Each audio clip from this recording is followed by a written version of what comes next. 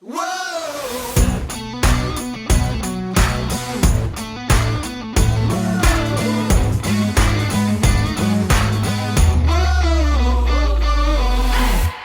Welcome to the What's Over There podcast. We fashion ourselves cinematic judge and jury. My name is JJ Crowder. I'm here with my co-host, Alec Burgess. Let's get it. We appreciate you tuning in. Go ahead and hit that follow, subscribe, like, bell notification buttons. Tell a friend about us. Tell a family member about us. Tell a crime scene cleaner about us. Maybe. I mean, yeah. We could use the referral. I'm sure after we talk about the next movie, people will be like, we got a guy for you. But for this one, yeah, I mean, it's some interesting stuff. But on top of that, if you want to continue to help grow the podcast, go check us out on Patreon, where you can vote for movies, topics, all the fun things, plus see a bunch of extra content. It is free to vote. We do have a little paywall for getting involved in watching some of the behind the scenes stuff, but again, it's not cheap to run a podcast, so we appreciate any support that you have. Plus, we try to load you up with as much content as possible. But in any case, if you want to get involved in what's there, that is free. So go check us out. What's Our Verdict at Patreon. So appreciate that. But let's dive into week 3 here of Amy Adams' August, and now we're getting weird, as if we weren't a little weird to begin with. But the back end of this shit gets real weird. Really weird. And keep in mind, like, watching, listening, we're missing Mattson for the month of August. The guy went and bought a new house and sold his Son house. of a bitch. Guy's got to move, and both of us really set him up because we picked our movies. Well, I mean, I think I like to pick these movies because they're interesting to talk about. But 2, there was some behind the scenes ideas to. I picked him to fuck with Mattson. Yeah. I knew 100% he would hate it. So, but now we get to have conversation that doesn't involve irrational disgust and hate.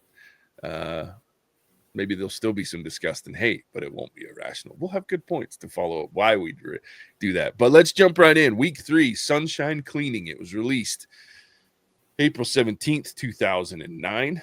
It was an independent film, so it actually came out a little earlier in 2008, but that's the official release date. It was written by Megan Hawley, it's directed by Christine Jeffs.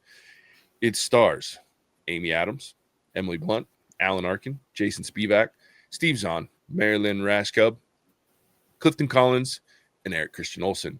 It's about a woman, in order to raise the tuition to send her young son to private school, a mom starts an unusual business, a biohazard removal crime scene cleanup service with her unreliable sister. It's a very vague, but it works. I mean, it's not wrong. Fits the bill. Yeah. I think it focuses on the wrong things, but that's okay. This one's mine, and I tell us why, JJ. Yeah. 1 was to fuck with Mattson. 2,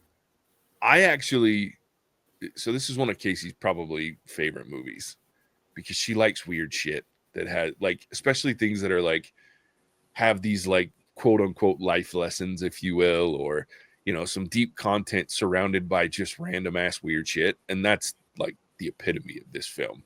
And she loves both Emily Blunt and Amy Adams. So it was one of those things where all the pieces fell together for her. And she likes some weird things, and she likes dark and creepy and strange and heartbreaking movies. And that fits all these bills as well.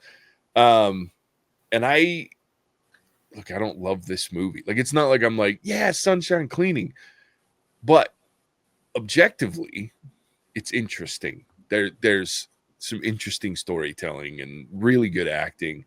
So knowing Mattson, I was like, he's gonna hate this, and then I was like, Alec could go either way on this, but I think there's some quirky shit that he'll really like, and there's some good conversation to be had outside of messing with Mattson. So that's why I picked it. And I also did with all my films that I picked to vote on this one, tried to pick ones that were Amy Adams centric, right? Like I didn't want to pick ones, like there were a couple on our list of votes that I was like, this isn't an Amy Adams film. She's just in it, and barely at that, right? These 2 movies that I picked, and I think the 2 that you picked even are not American that. Hustles. Yeah, it could be. She has less screen time. That's probably the least amount of screen time she has in a film. Yeah. But it's still enough that I was okay. Like that wasn't He's like a main character in the film. Yeah, like what was the one? The other two were Man of Steel and where she has like a cameo. Yeah. And there was something else that she was in for like 5 seconds, and I'm like, that's not Amy Adams' film. But anyway, I digress. This, was one of the ones that I immediately thought of because it's such a character-driven, interesting, dialogue-heavy topic, crazy, but some really, really, for all the things that I can talk shit about it, and Casey can't hear me right now, but there's another one of those films that she loves that I'm like, I really don't enjoy this film. Not because it's a bad film, but because I just don't want to watch it 100 fucking times. And that's the difference, is she can just rewatch the shit out of anything she enjoys. But I thought it'd be a fun conversation for the group, and it would piss Mattson off. So it was a double dinger. So is this first time you'd even heard of this film? Yeah. But it was weird. I don't know if there's a meme somewhere that's been made out of this movie, but like the first 10 minutes I was sitting there going, I've seen this movie before.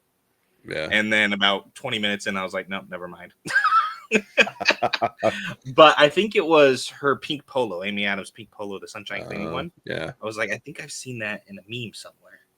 Mm-hmm. And so I was like, wait, Oshi, is this something you made me watch? Because Oshi's kind of in the same vein as Casey is sometimes, really weird shit. Yeah. And she's like, no. And I was like, okay. And so I was sitting there, and probably for the first 30 minutes of the movie, I was sitting there going, I think I haven't seen this. But what? And so it was the first time that I've seen it. And this is not a movie that I will watch 100 plus times. But what I did like about it was it probably is testament to being an Indian film, but it did not feel like it was a Hollywood type movie. Like, this felt like the screenwriter actually lived through this exact scenario and wrote it down. Yeah. Like, with all the weird quirks, or even the ending, there's no romance in there with Winston or anything like that. It just, the shining white horse is just her dad selling the house to pay off the debt, burning down this fucking trailer. And so that's what I appreciate about it. I was like, okay, this feels like, the screenwriter was like, I've lived a fucking life, or someone told them like, hey, you should write that story down and sell it. Because that's what it plays out to be. Every kind of like, obstacle or hiccup that Amy Adams and Emily Blunt run into, I'm like, that's a real obstacle that people who don't fucking know what they're doing would run into. That's not something that some writer who's written for movies and TVs is ever going to throw in a movie. Yeah, completely agree. I think you make a good point, and I will say part of the reason that I don't love watching movies like this is because it's so grounded that I'm like, if I wanted to live life, I'll just go live life. I don't want to watch a movie that's so familiar feeling, even though like I've never fucking cleaned a crime scene. Like, I'm lucky to clean my own house. Like, it's it's like one of those, but there's enough realism in this film to where like I can relate to, like, for example, she goes and does the first one as like, I need money, and she's got this affair going on with her high school boyfriend who's a cop that can set her up with it. So she goes and does it and is doing it completely illegally, meaning there's regulations around biohazard and things like that you have to follow to the T. And she's cleaning it like she's still working for the happy cleaners that are cleaning her, the after the party thing. And so it's like watching that going, I could relate to that. Like, I was like, here's an opportunity to make some money. I'm going to do it my way and just make this money. And yet then you walk in somewhere and you're like, oh, that's how I'm supposed to do that. Okay, well, I can do that too, right? Like, and then I can charge more, and I can do, so it's like the realistic nature of this, got into this to make money and then had to learn it as you go and get better at it. Like, that's so grassroots to me. I'm like, I get that. Like, I can relate completely to that. Then you flip it over to the kid, and I'm not a parent, but I'm an uncle, and I've heard stories of like other kids and my nieces and nephew getting in trouble for silly shit. And it's like this weird kid that's like probably is ADD at the very least, maybe a little bit on the spectrum, licking walls, having weird conversations with kids. And I'm like, that's what kids do, right? But then gets suspended, and I love that the mom was like, fuck it, we're gonna take you out of this school if they can't handle it. And then you got this quirky grandpa that's like, Alan Arkin's like the greatest thing ever in this film, because it's like he's just leaning into this really smart, intelligent kid that's just a little weird. And so it's just, for me, I'm like, I start to point out, as like, I can relate to this because of this group of people, and I can relate to this because of something that I've done. And so yeah, to your point, like, it is so grounded in what feels reality that, to me, I don't watch movies to find reality. Like, I watch movies most of the time, my goal is to escape reality to a certain degree. So movies like this, I'm like, it's really good and it's made really well and it's really dialogue heavy that I like and really relatable.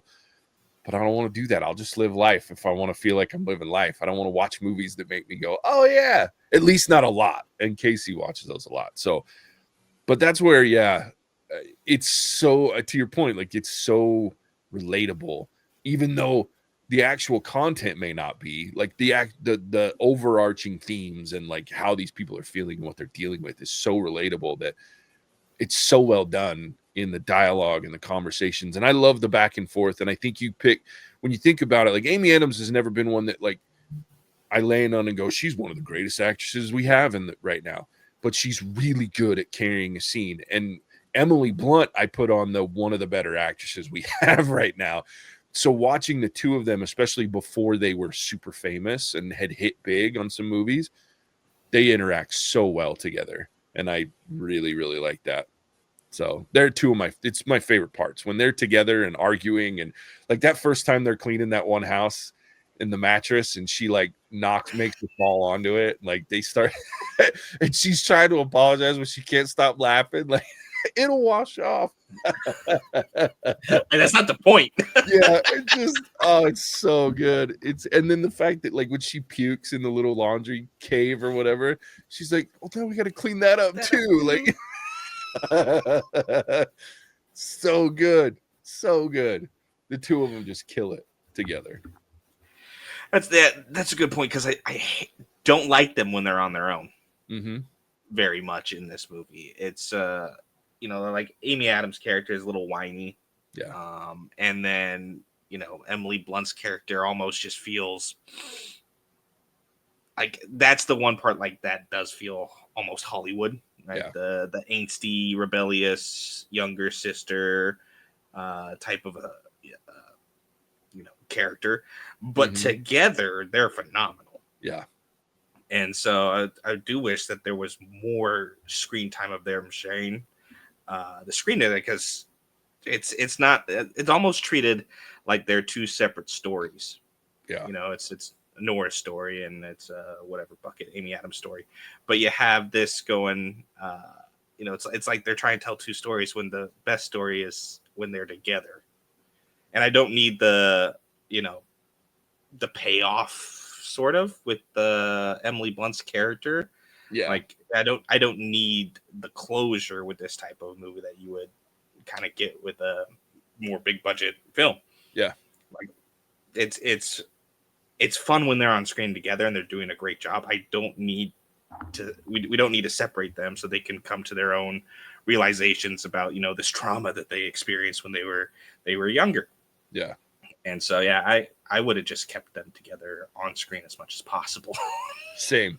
I feel like a movie of two duos would have been better. Like, because that's where I do get bored with the movie with the Emily Blunt and the daughter of the first cleaning house. Like, that whole storyline, I'm like, that's a little weird and creepy. And I don't understand.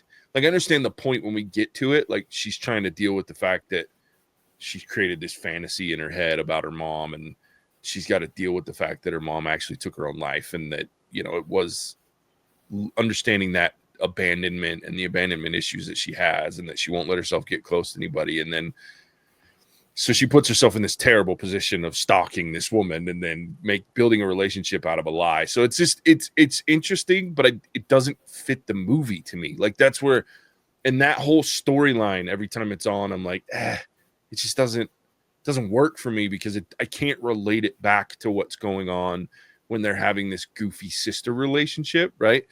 And there's only the one moment near the end when the two of them are having like this serious conversation after the fire, and like she's like, I'm leaving, I'm not gonna do whatever. Like there is a little bit of a payoff there between their relationship, but I think you could have gotten there without that side story. And you could have gotten there through more time with the two of them on screen together, which makes a lot more interesting film watching. And even the parts with like Steve Zahn's character, like I love Steve Zahn, but I'm like, there's too much into this. Like I don't care about their affair. Like I get why it's happening, and I get early on in it, but as it continues to go on, and like there's this whole, and she's all busted up about it, I'm just like, I don't need this. Like just let that end. Let's get back to you and your sister, you and your dad, you and your son. Like those are the interesting relationships. Or you and the cleaning guy that's got one. I mean, all of those relationships are more interesting to me than the setup relationships. We could have moved past those really quickly, or never even had them with the one daughter lady, right? Like understanding, I think Emily Blunt's character, understanding that this woman that they're cleaning her house and died alone, having a daughter that doesn't know she's dead is enough to trigger the trauma response, right? That we need to get through that part, and then let her work it out with her family, not with some random woman that she ends up. Anyway, I agree with you completely. Like there's some storylines that I'm like, you did a little too much here when you have gold that you could work with on the other side of it. Yeah. Instead, you went straight to Emily Blunt as a crazy cat lady. Yeah. Just skip right into that trope. Yeah. Yeah. I will say, you mentioned it earlier, like Grandpa.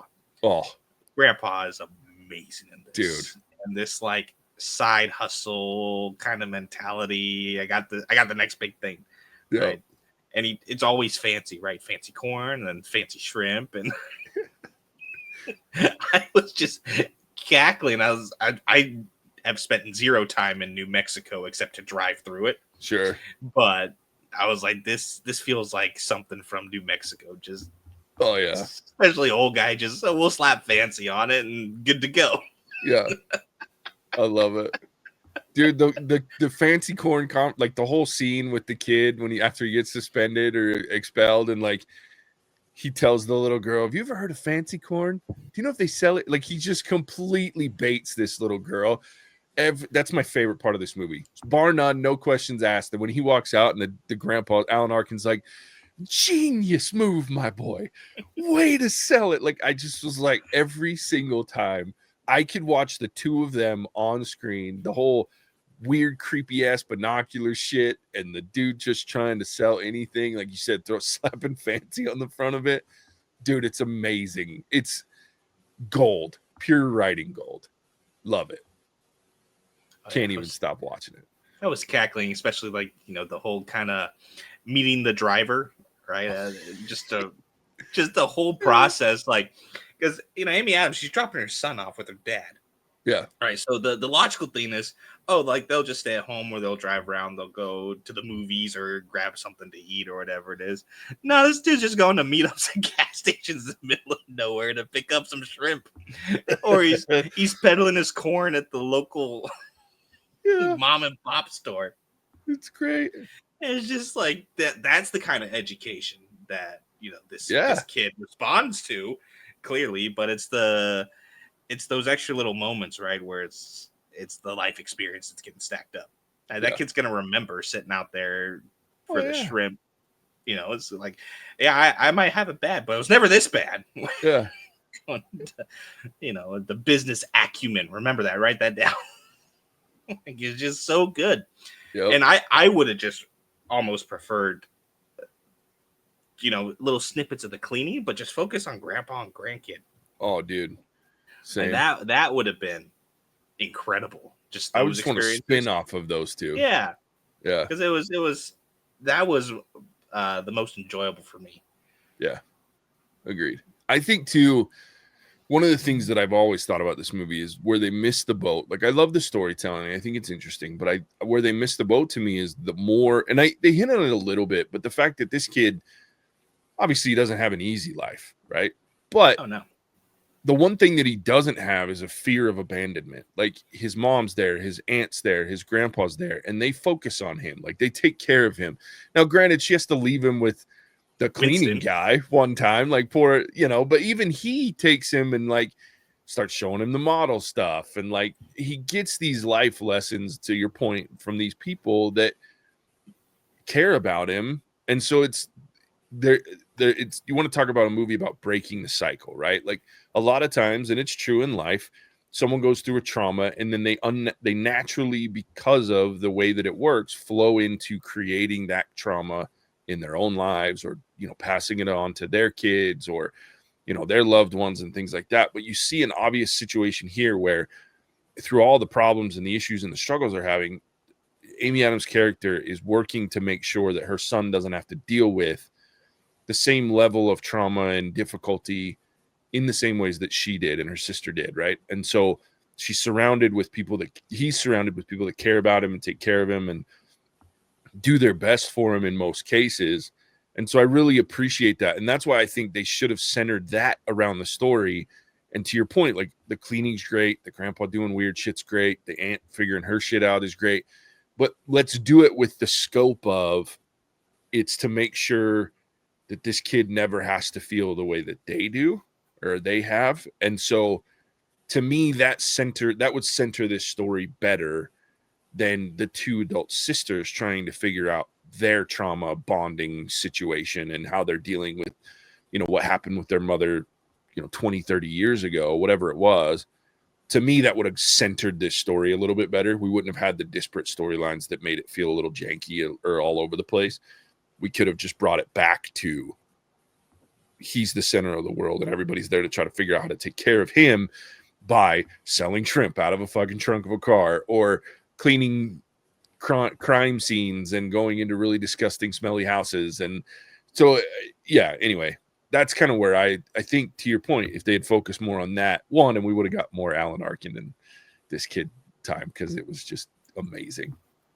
Yeah, there's one scene where it felt like they were doing that. And it's the one where she opens the door and just gets hit with that rotting shrimp smell. And she makes him sit on the porch, because her immediate thought goes to, oh, great. And that's kind of where they're leading you. Like, great, I'm doing this again. Yeah. Right. Phone's off the hook. And and it's like, oh no, it's just the shrimp went bad. And and grandpa's in there and he's upset. He's frustrated. Right. Because this was his, this is how he's going to take his the grandkid at Disneyland. Yep. Right. This is the goal. This was going to work. It didn't work. And so you can see the frustration boil over there. And then they talk a little bit about the fact that, or it's the only time they really mention, like, he raised his two girls on his own after, mom offed herself. And so he throws it kind of back at her like, oh, you think one kid is hard? Try it with two. And try it with being thrown into it just one day. It's like, great, now you're a single parent with two kids. Yeah.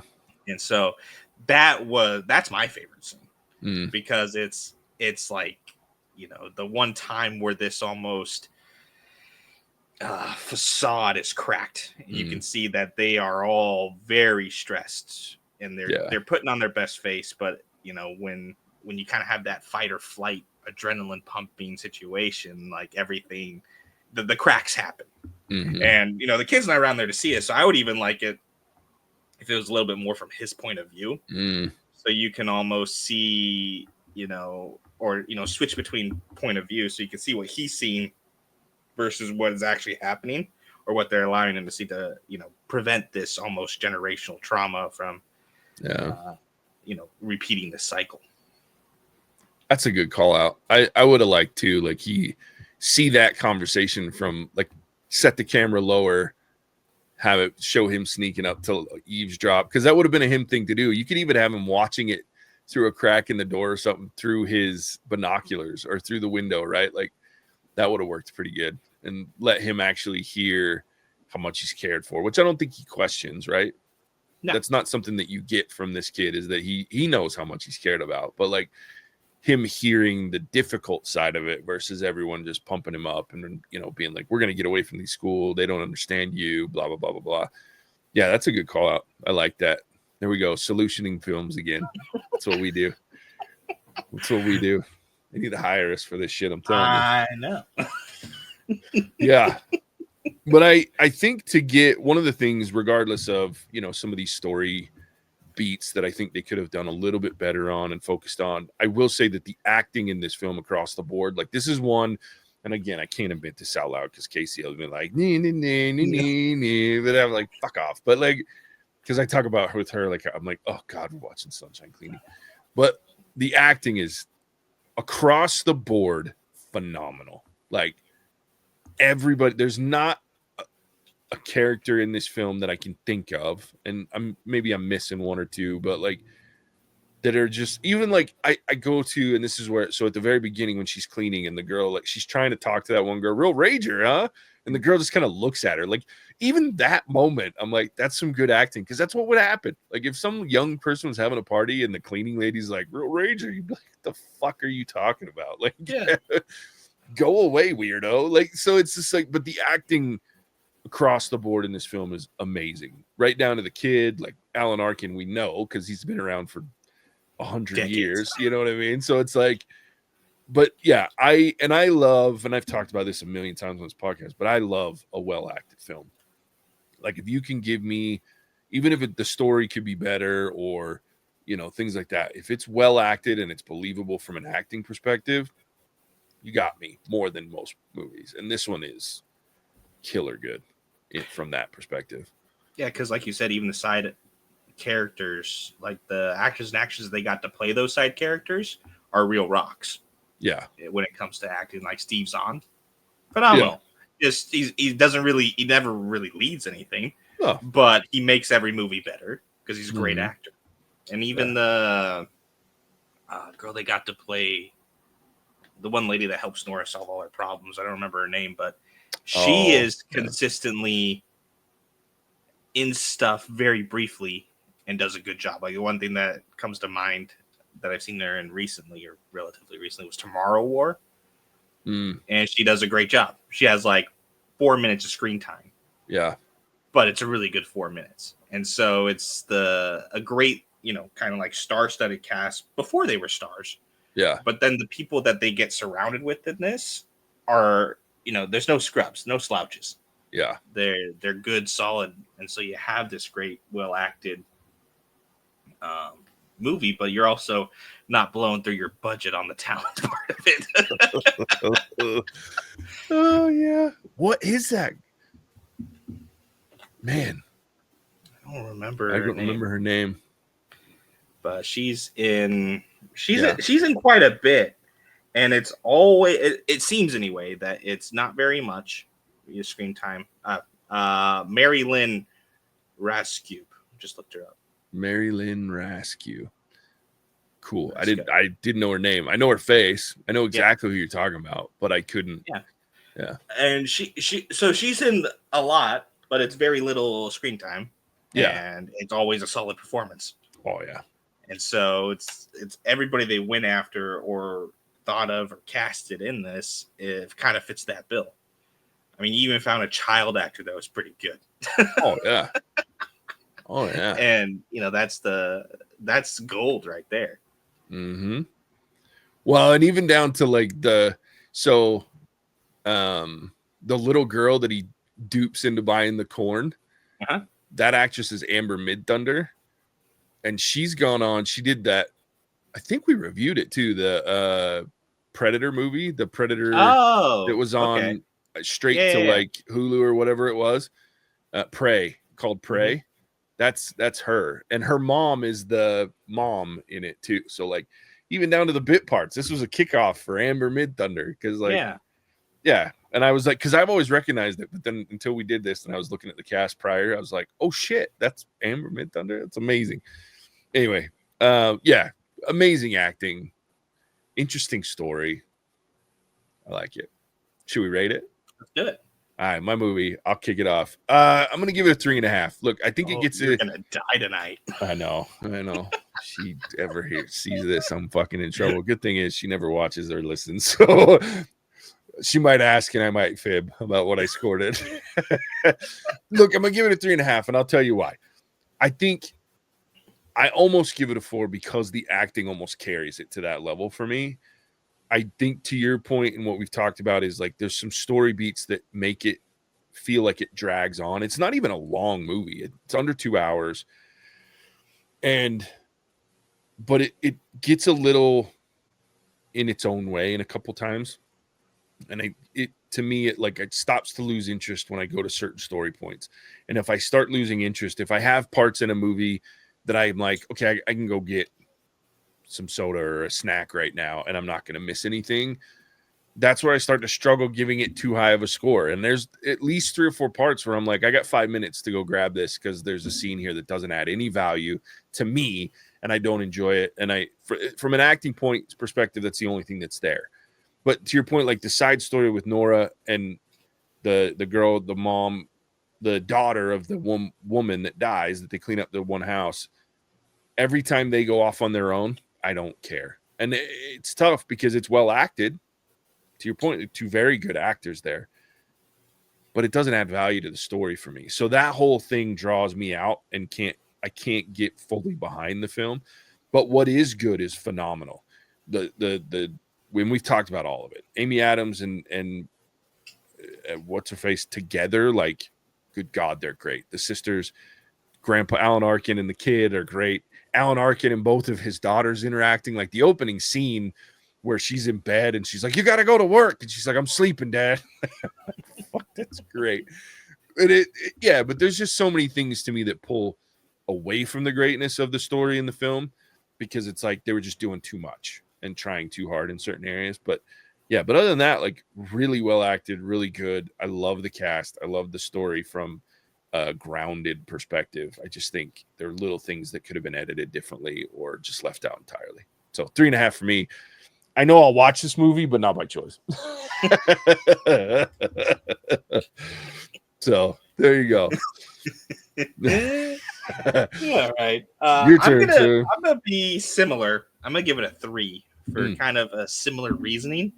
This is a really hard one for me to walk up to someone and be like, "Hey, we should watch this movie," or "Hey, you should watch this movie." It's good, but it's not something that I'm gonna say, "Hey, you should watch this. You should go spend 2 hours and watch it." It's just not that type of movie. It's a very different. Like, I would have to know somebody really, really well, and have spent lots and lots of times watching movies that they've recommended to me in order for me to then reciprocate and send this back to them. Type of thing. Like, I don't have anybody that has that kind of movie love or love of, watching these kind of off the wall, intriguing, but like you got to be special now to watch a movie like this, right? There's been too much saturation of the market with cheap action flicks or romantic comedy or something along those lines, and this isn't it. Yeah, like, you even have the opportunity for a little romance subplot, and they leave it out. And so it's like, it's hard to then pitch this to somebody else and say, "Oh, hey, you should watch this. It's got." Well, what does it have? It's got great acting. It's got this or that. It's got Alan Arkin, and you say Alan Arkin, people are like, who? And you have to be like, well, gee, think Hispanic Michael Caine or something along those lines. And so you have to. It's got those off the wall kind of, how do you recommend this to someone else to go watch? Yeah. And so from that point, it's tricky for me, but I'll give it a 3. I won't watch it again. At least not necessarily look to go watch it again. But if someone wanted to say, "Hey, let's watch Sunshine Cleaning," I'd be down with it. Yeah. Because at that point, I know that they're in the same wavelength or understanding as me. If that makes any sense. But 3 for me. Nice. There it is. It's an interesting one. We missed out on Mattson missing out. Yes. Stupid. He would have hated this movie. I've never been so mad. I know. We can do his rating as a man of the people. Yeah. I do this for you guys. Alec and JJ are stupid. They don't know what they're talking about. This is the worst movie. Don't watch this movie. Don't watch this movie. Don't waste your time. They made fun of it before. Go watch Man of Steel. That's a much better movie with Amy Adams in it. Watch anything with Amy Adams in it versus watching this movie. It's pretty spot on, man. Pretty spot on. All you need is Better red than dead. No. Love you, Matson. Good thing he'll never listen to this either. Yeah, exactly. Oh. All right, Alec. Tell everybody where they can find us when we're not shitting on Matson. Well, happy to, but even where you can find us, we're always shitting on. That's true. That'll limit it. So best place to get in contact, connect with us is on Patreon, like JJ said. We started kind of our actor and actress phase, where we're going to be doing entire months devoted to one single actor or actress. Those votes are going up on Patreon, completely free to vote, like JJ said. So this is week 3 of Amy Adams August, and we just kind of started off bubbly and happy and just went straight fucking downhill from there. So next week's going to be even better. Next month, I think we got Brad Pitt loaded up. Was that right, JJ? So Brad Pitt's loaded up. We're still getting our votes in for those specific movies. So hurry up, go vote real quick before we have to watch Matson's picks. Because as I've said before, this is very important to us, whose movies get picked. And as JJ and I learned this month, sometimes it's not the greatest idea to pick movies solely to mess with your third co-host that decides to go off and sell his house and move into a new one. Bastard. So these picks mean a lot. You can go to Patreon at What's Our Verdict Reviews, vote there. If you want to toss us a little bit extra money, there's about 550 extra little content episodes that range from little outtakes and bloopers to shitting on each other, and all the way up to full-length episodes of movies that nobody should watch, but we did. And so there's hours and hours and hours of extra content if for whatever reason a weekly episode isn't enough for you fuckers. With that, I will kick it back to the King of Crash, the Colossus of Clout, a JJ. That's right. Hey, that's how we ended up with Alec. Some of you What's Our Verdict degens, man. We appreciate you. And maybe you end up on the podcast at some point. And then you get to torture them in person every week. That's fair. That is fair. They're stuck with you forever. It's good stuff. All right, friends. We appreciate you tuning in. As always, we'll catch you on the next one. Hasta la vista, baby. Cinemagic out. Whoa!